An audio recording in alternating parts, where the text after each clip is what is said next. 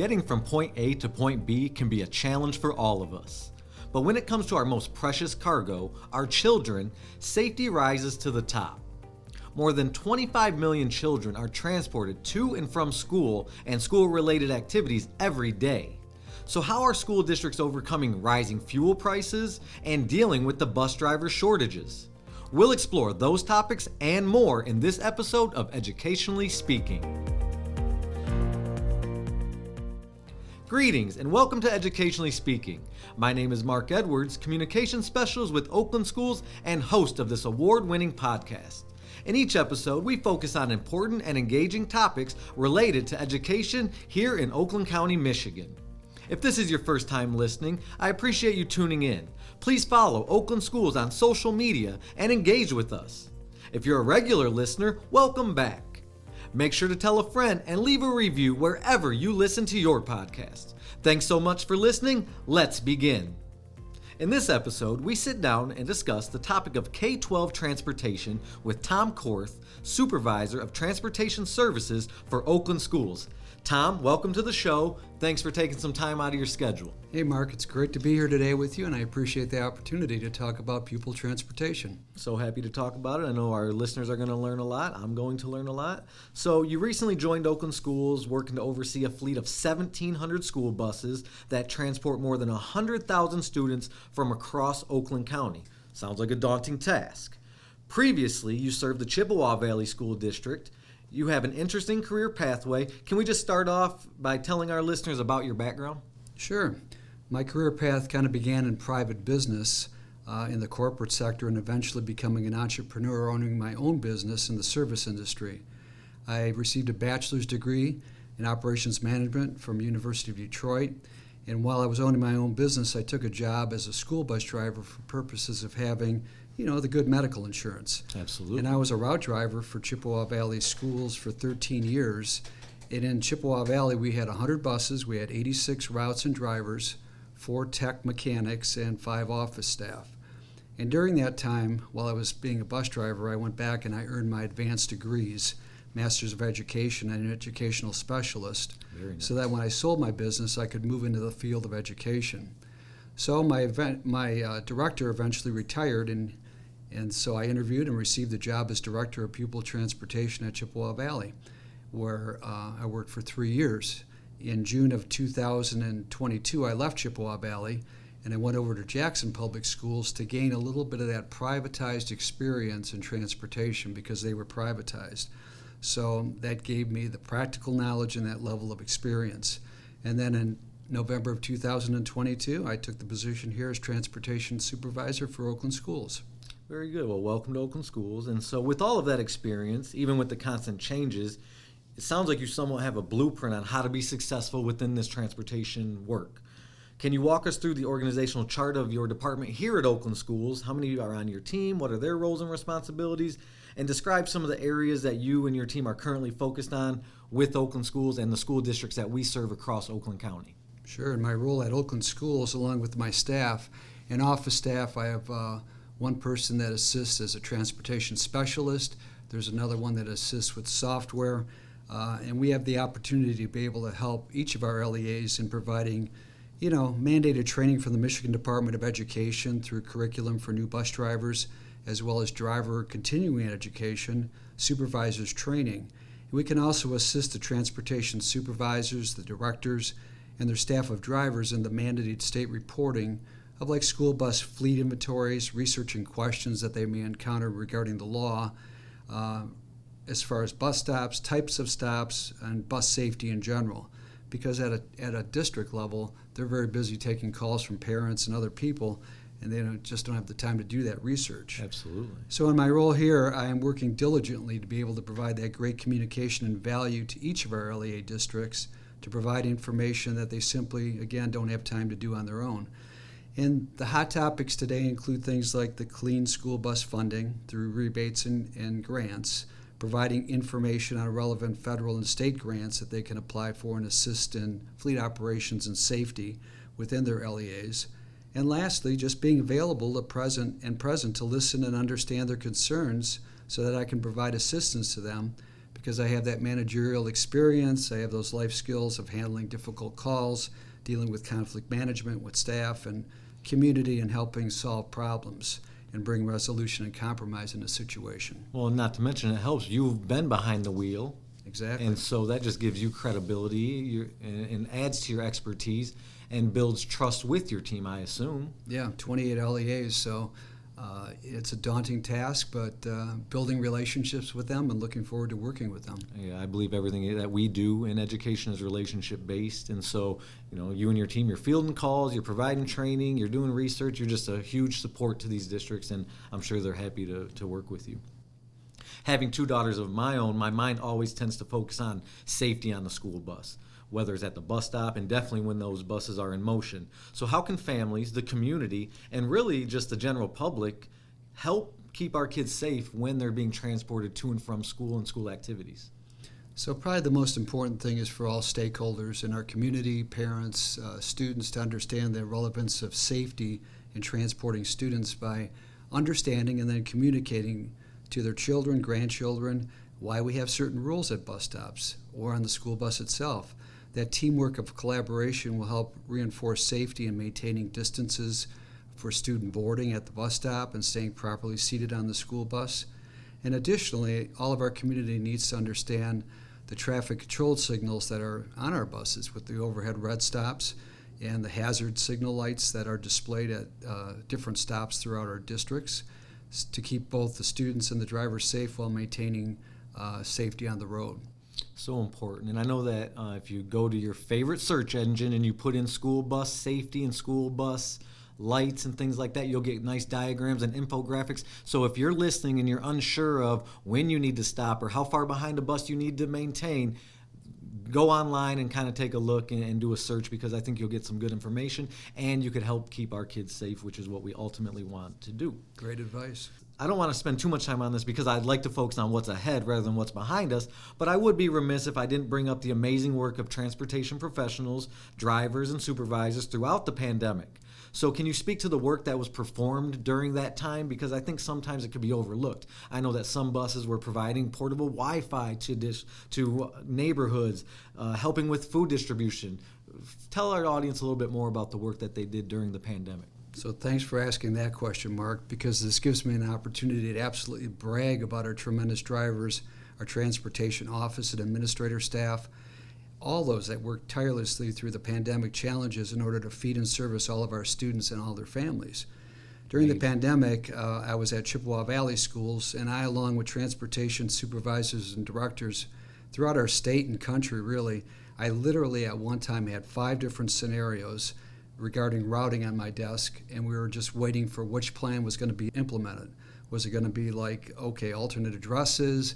Was it going to be last names? How we were going to do it by region, certain neighborhoods? Add to that special needs student routes along with food service to the hub locations within neighborhoods. And then add to that the buses, like you said, equipped with the Wi-Fi, which were driven and parked strategically within the neighborhoods for students to work remotely during the remote class sessions. So smart and so helpful. That was a Herculean task, but with the talented professionals in Oakland, Macomb, Wayne, and Genesee counties, and throughout the state, the mission was accomplished. We did it. Wonderful. And I know it was difficult, but we all did come together and we got through it, and I hope that we're turning the pages on that, especially as we head into 2022, 2023. We're starting to kind of see things normalize, so that's a positive. Are we starting to see the bus driver shortage balance out? And if someone listening wants to become a driver, where should they begin that process? So unfortunately, the national driver shortage really still exists, affecting all the school districts across our country. And if you want to become a bus driver, I welcome those who would like to become a driver. Reach out to me personally or at any of your local school districts to get more information and complete an application online. You'll be paid during the training process to get your commercial driver's license with your air brake, passenger, and school bus endorsements. And then speaking from my own experience, you can really fit this kind of a job into your existing life schedule, even if you may have another job. Districts are very willing to work with you around your schedules at this time. And I did it when I owned my own company, and the rewards are good, not only in the compensation but in the relationships you develop with fellow drivers and also with your students. You do. You become an integral role with your students. It goes beyond the classroom, right? You have a chance to mentor and lead by example, and a lot of lessons are learned on the school bus. Exactly. So you mentioned they can contact you. How can, if we have a listener that lives here in Oakland County, Michigan, that wants to reach out and become a school bus driver, how can they contact you, Tom? So just go to the Oakland Schools website under the transportation link. My name and contact information is on there. You can email me or call me. Sounds good. And what roughly right now, I know you don't have to give me just a ballpark figure would work. What is the hourly wage right now roughly for a school bus driver coming in first year? So that depends on the district at this time, because there are some contracts out there negotiated with our collective bargaining units. So anywhere from $18 per hour up to about $25 an hour. And that's in year one. That's in year one. And those can balloon up to, let's say you're a 10-year driver. What could that go up to? Again, it would be based on perhaps union scale, but yeah, you get compensated every year. Nice. So there is room for growth. We could say that. Exactly. Okay. So if you're a listener out there, please check out our website, oakland.k12.mi.us. Go to that transportation tab, look Tom Korth up, and shoot him an email. Yep. And adding one more thing, Mark, on that too, there are some signing bonuses in some of the districts too that they're offering at this time. Very nice. So take advantage if that's something that you're thinking about. Just speaking with you offline, it's evident that communication is a priority of yours. I believe communication is key with no matter what we do. So where did that come from? How was that instilled in you? And what are some of the tactics that you're using to tell the school transportation story to our stakeholders and to the communities? Well, communication, I think, is the key to living effectively and staying relevant. Sometimes the best communication skill is to simply listen well. And I had great teachers, my parents, along my education path, that taught me this skill and how to apply it. So I applied it in business and everything I did, just listening, understanding the other person's point of view, and then drawing relevant conclusions on that and going from there to be able to understand and move forward. And not always agreeing. Oh, no. But having the mutual respect. That's right, exactly. That's very important today. I think we lost a little bit of that, but yeah, back to mutual respect, everyone. So some effective ways that I have had the opportunity to be able to communicate is with our transportation staffs through speaking one-on-one with the drivers and the staff, and at some conferences too, such as the Michigan Association of Pupil Transportation, the Michigan School Business Officials, the Michigan Association of Secondary School Administrators. So I had the opportunity to be able to talk to these folks about how bus drivers can positively affect student outcomes. The school bus driver is the first district employee that students see in the morning at their bus stops and in their neighborhoods, and usually the last district employee that they see when they go home at night. So drivers have the ability to see and observe the student in a setting that even teachers don't on a daily basis, which allows a driver that unique ability to be able to build relationships with their students, and then from their unique perspective, communicate directly to parents, administrators, if they happen to notice potential harm or issues that come up. Yeah, drivers definitely become part of families. I do know that. They're special people. I'm joined by Tom Korth, Supervisor of Transportation Services for Oakland Schools. And when we come back, I want to talk about the movement of clean energy and electric buses. We'll be right back. Do you have a show idea, question, or comment? Or want to get recognized as Listener of the Month? If so, we'd love to hear from you. Drop us a line at educationallyspeaking@oakland.k12.mi.us. Again, email us at educationallyspeaking@oakland.k12.mi.us. Calling all motivated high school students enrolled in an Oakland County school district. The Oakland Accelerated College Experience may be the right fit for you.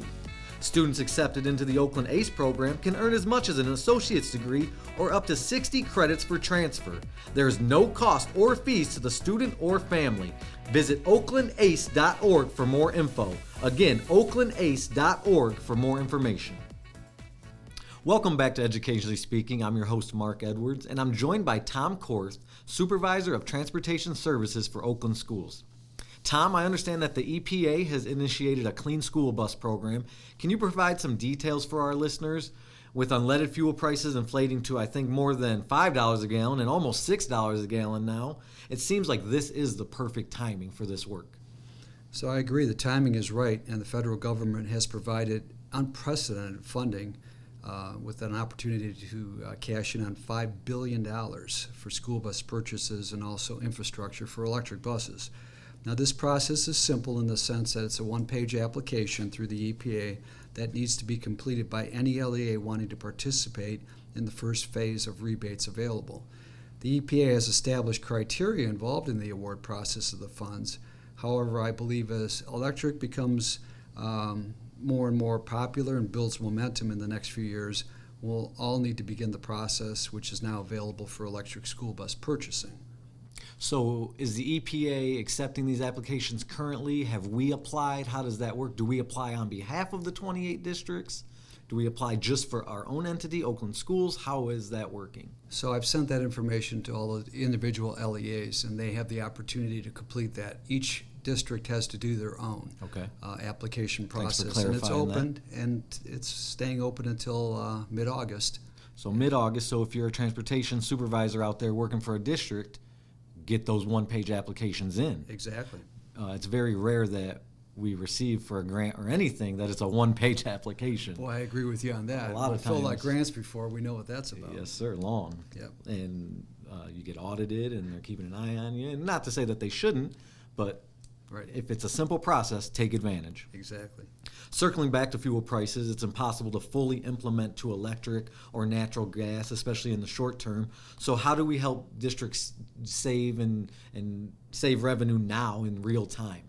You're exactly right. Implementation to alternative fuel sources is going to take years. And so in the meantime, there are ways to reduce our diesel emissions throughout regular maintenance performed by our Oakland Schools LEAs, by the technicians and mechanics serving each district, and then reducing idle times of the diesel engines during the wait time to begin the routes in the morning and the afternoon, and also picking up students in the afternoon for the ride home. So would you say 2030 is a realistic goal to be all, or will we ever be off fossil fuels, I guess would be my question to you completely? Probably not, because fossil fuels currently create the electricity that we're going to use for the infrastructure base to be able to charge the electric buses. And I don't think a lot of people are really thinking about that piece to it. So it's a little more complicated than most see. It is complicated, and also production, because right now with all the manufacturers of school buses, and there's probably 5 major OEMs out there that produce electric at this time. They could produce probably about 2,500 to 3,000 buses per year, and currently for our United States, the average number is about 28,000 units produced per year that districts actually purchase. So we need to catch up on that. Sure, and so it'll always be a shared fuel source. We'll always have a little natural gas, we'll always have a little electric, and we'll always have some, obviously, on diesel fuel and unleaded fuel? I think so. Okay. Great insight. We'll have to keep an eye on that. I know it's something that's very interesting to me, especially in terms of raw materials and the inflation of that. So I know there's lots of challenges ahead.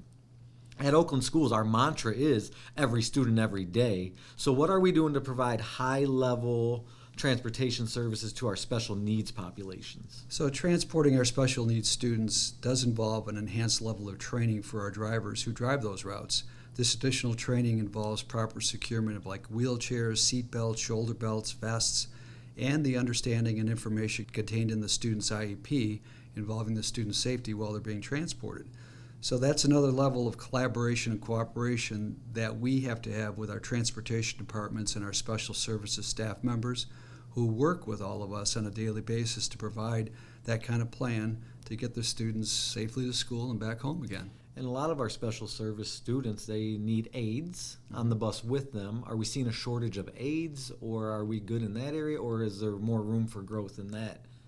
We're always looking for more aides, too. Excellent. Good to know. So if you want to be an aide and you want to work one-on-one with a student while they're being transported, that's always an option. So let's discuss the maintenance and sustainability of a bus fleet.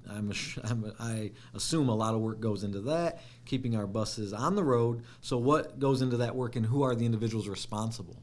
So, Mark, that's a Herculean task that really requires a lot of collaboration with the LEA supervisor, director, driver, and all the technicians and mechanic staff.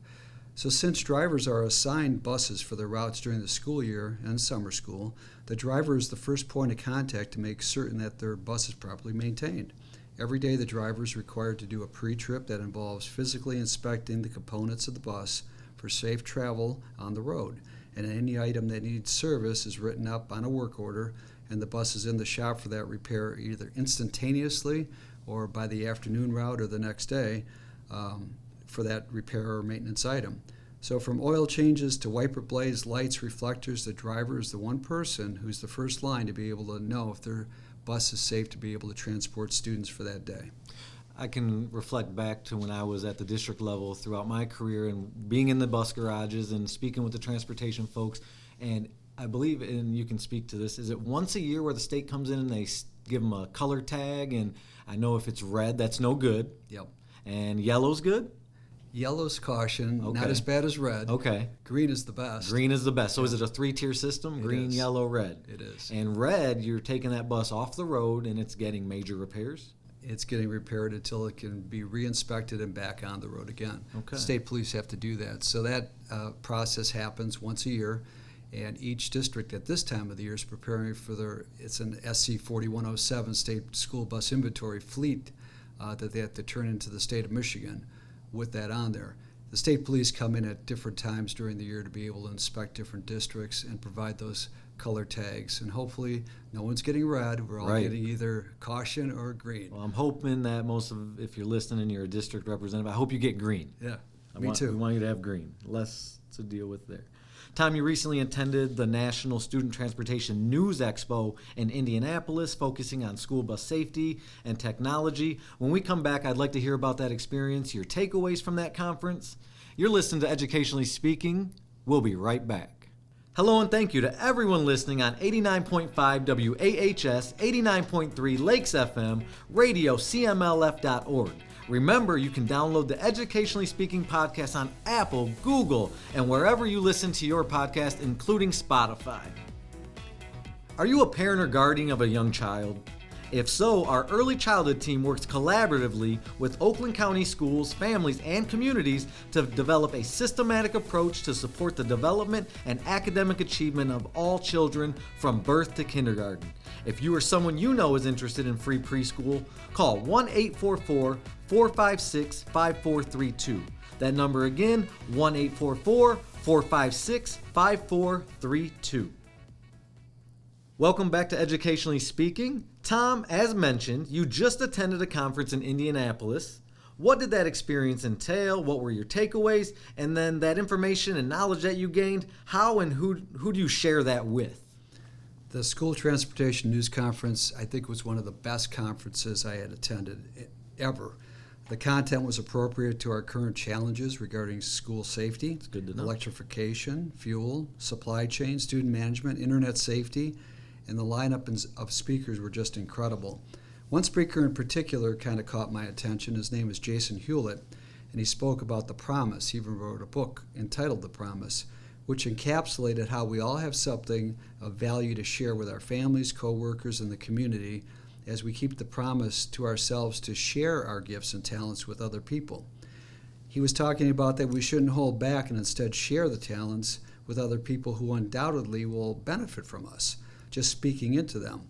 Jason spoke about how we can celebrate and recognize things in people. Just that little cue, hey, you're doing a great job, or, keep it up. This is what I see in you, and I think you can really excel if you just work a little harder toward this end. And it's things that sort of propel other people to recognize the gifts in them and then be able to move on from there to share it with others too. Positive communication. Exactly. So interestingly, in his presentation, he spoke about a school bus driver that he had as a kindergarten student that he remembered to this day because the driver influenced him. The influence wasn't very great in the fact that he was a kindergarten student and the driver was talking to him, just saying, good morning, hey, how you doing, how was your day? And he remembered that all through his life and remembered his name. And interestingly, not every driver does that. So Right. Unfortunately, again, communication like you're talking about, Mark, we need to do that. Doing my capstone project for my education specialist degree, I did this study on how school bus drivers can positively affect student outcomes. And I had the same experience that Jason did, except I was in middle school at the time, and I had this middle school a school bus driver who talked to me on a regular basis and really kind of protected me because I was the king of the nerds back then. And while I was in middle school, I wore these glasses, and my hair probably wasn't stylish as all the rest of the kids that time. So you're looking sharp now. Okay, Tom. well, thank you. Yes, sir. So I wasn't cool, is what I'm trying to tell you. And she was perceptive enough to be able to say, "Hey, Tom, how you doing? How was your day? Sit up here. Everything's going to be okay." Very nice. So my biggest takeaway is to reaffirm that I need to actively participate in pouring into people so they can in turn be positive toward other people. So I want to be positive to all my coworkers, my students, my family, of course, and use my gifts and talents to be able to support them so they can self-improve too. I'm taking this to all the LEAs. All the transportation directors, supervisors, drivers need to hear this. Absolutely. And I'm going to share it with them. The power of one. Exactly. Words have power, good or bad, and we want to use them to be positive and to inspire and to influence in the right way. So it sounds like you're on the right track there, and I think you're the right man for this job. Thank you. A tough topic related to transportation over, I'd say, the last 15 years or so, and it might even go back further than that, has been privatization, which is not always received well by the public, especially the locals. With that said, each community is different, and at times these districts need to find creative ways to cut costs. We could probably talk for an hour on this alone, but I can only give you a minute. What are some of the pros and cons of privatization within the transportation world? So having that experience myself to get that kind of view of privatization within the transportation industry for school districts, well, the immediate pro for the district would be to transfer, the employee management to a private company, which in the short term relieves the districts of legacy benefit costs. There would be a relief from the district involving asset management and including purchasing and maintenance to a private company. All right, relating to the cons, I think it really involves the detraction from employee morale and loyalty to the district that they serve. That sort of family concept with the district is broken, and so that adds another layer to be able to have the employee who may have a concern have to talk to the company, and then they have to talk to the district versus talking directly. Sure. Adds that, like you said, that other layer. Yeah, but however, the LEA has to make the best decision that allows them to work within their certain budget and properly educate everyone and get everyone back and forth to school. Definitely. And so we are still seeing a mix, though. Some districts are privatizing and some are still staying. They are their own. Okay. Shifting gears to professional development, speaking for certified teachers, we have to fulfill our continuing education and recertify roughly every 5 years. So what are the training requirements currently in place for school bus drivers? How often are they tested? What does that look like for them? So like the teacher, Mark, the school bus driver has to be trained and tested initially to get their CDL license. They have to be evaluated. They have to practice and participate in professional and personal development. They have to continue to go back for continuing education as a school bus driver. Along with being a school bus driver, they actually develop plans for their students using software to route, seat them, report referrals to the administrators when necessary. They also have to employ techniques in conflict management and resolution, all while maintaining an orderly atmosphere for each student where they can feel safe and secure on the bus. Unlike the teacher, the school bus driver must also navigate a 36,000-pound plus moving vehicle through school building lots on the roads where parents and other drivers simply don't want to get behind a school bus, all while maintaining order on the bus. Definitely. Tough task. It is. I can barely keep my two daughters quiet in the back seat of my vehicle while I'm driving, and Right. So I can only imagine, and I just respect bus drivers so much because they have up to sometimes 40 students, 40 pupils on these buses. Is that 40 correct? up to 60, Up to and there's 60. multiple grades. They can be about that. loud. Exactly. Definitely. So I think just instilling good systems on your school bus as a driver is just as important of instilling good structures in the classroom for a teacher. Yeah, you have to win the hearts and build relationships with those students. When I was a route driver in Chippewa Valley, for the elementary and also the middle school, I only knew 2 magic tricks, but I did magic tricks with them to be able to develop a rapport with them. And it was interesting because, hey, tell us a magic trick, or do Definitely. one. So every Friday we did something special, and It's just building that relationship with them to earn their trust and to be able to have them listen to you. That's creative, that's going above and beyond, and I firmly believe that students and children and even adults, sometimes they don't care what you know until they know that you care about them. Yeah. And once that they know you care about them, you just have them from there on out, and they become, again, your student as well. Yeah, this one trick I did with the elementary kids, I had a coin disappear, and so, it was a pretty simple trick, and then as I was driving home, I heard behind me 2 elementary kids sitting, first graders, saying, "Sit in your seat. You don't want to be disappeared, do you?" I love so it. That was great. That is good stuff. Much of our work relies on what has taken place in Lansing and Washington, D.C. I know that 2 laws went into effect in October of 2021.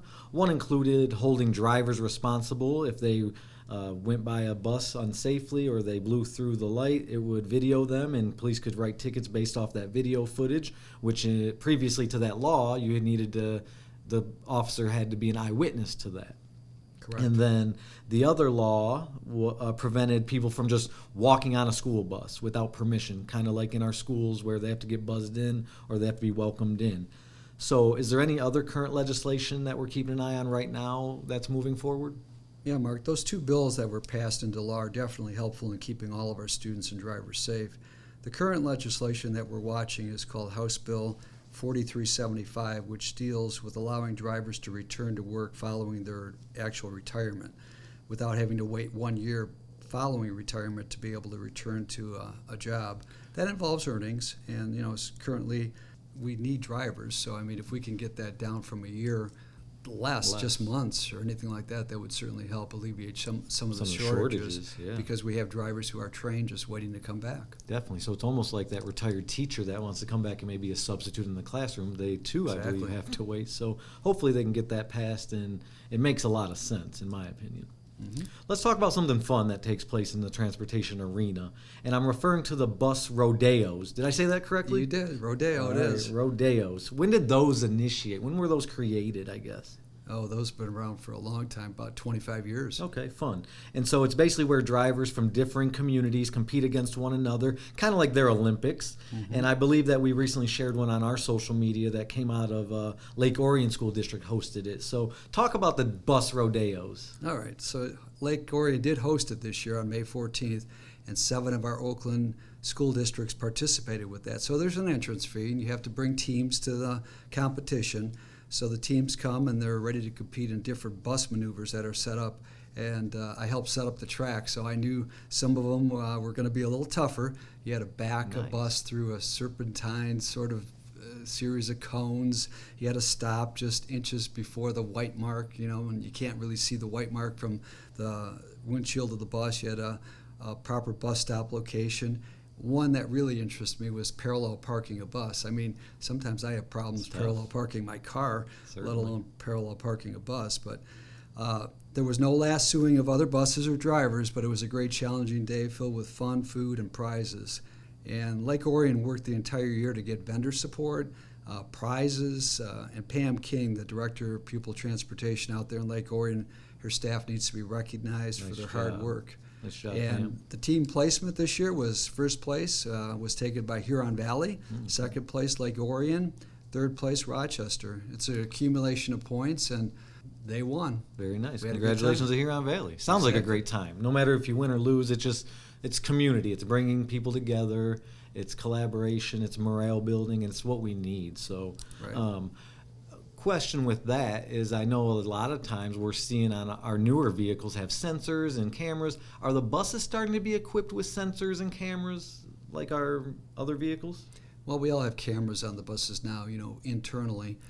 Some of the sensing equipment, not in the front so much, but in the back, although front cameras are becoming more and more available. But there is a rear camera? There is. Okay. So before we land this plane, or really in this case, park this bus, is there anything else that you'd like to share with our audience, resources, or any just other good news or anything else taking place in the transportation world? So if you're thinking about being a bus driver, just join. It's a great job. It's a great opportunity, whether it's your only job or you're trying to fit it in with an existing job. You'll have a great time. You'll build relationships with a great staff and with students. You make a difference in your community. Exactly. I did it, and you could do it too. So Transportation is a tough gig because when you're running a transportation department, you usually start at about 4:30 a.m. and you go home at 6 p.m. And if you're the director, the supervisor, whoever you are, you're playing a part in the safe transportation of students every day. Across our nation, I mean, this happens every day, day in, day out. They're the unsung heroes. Absolutely. Often joke sometimes. There's 3 things that you have to be perfect at every day. First thing is being a doctor. You can't make any mistakes. Second is an astronaut. You don't want to make any mistakes. Third, school bus driver. Very nice, yeah. So join the ranks, be a school bus driver, and you can check us out on our Oakland Schools website, as Mark alluded to before, and also the state of Michigan. You can go on site there and look up Pupil Transportation Act 187, stateofmichigan.gov, and that'll give you all the information you need regarding the rules of the road for school bus driving. Very nice. So go ahead and check out those resources. I'd like to thank Tom Korth, Supervisor of Transportation Services for Oakland Schools, for being our guest today. Truly an honor and a privilege. This podcast was brought to you by Oakland Schools Intermediate School District's Communication Services and is produced by Media Production and Distance Learning Manager Mark Hansen. Oakland Schools is a regional service agency in Oakland County, Michigan that offers support services to school personnel which are better delivered regionally and provide cost, size, and quality advantages to those we serve. You can find all episodes of Educationally Speaking on our Oakland Schools website at oakland.k12.mi.us and Anchor FM. We hope you will continue to tune in as we discuss topics that affect every student every day.